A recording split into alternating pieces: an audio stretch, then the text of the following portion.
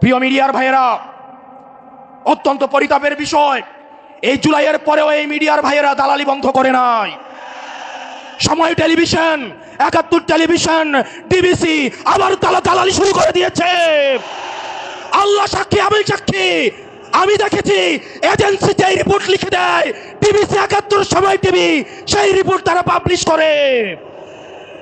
এই ডিবিসি ৭১ এবং সময় টেলিভিশন হাত বদল হয়েছে, কিন্তু চরিত্রের বদল হয় নাই।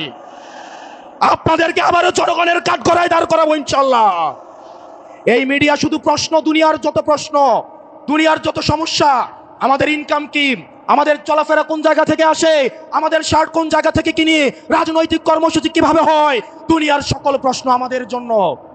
অন্যদিকে সকল প্রশংসা এবং সকল মুগ্ধতা একটা রাজনৈতিক দলের জন্য। এর পরবর্তী বিপ্লব হবে এই মিডিয়া এবং প্রশাসনের বিরুদ্ধে বিপ্লব। বক্তব্য দীর্ঘায়িত করছি না।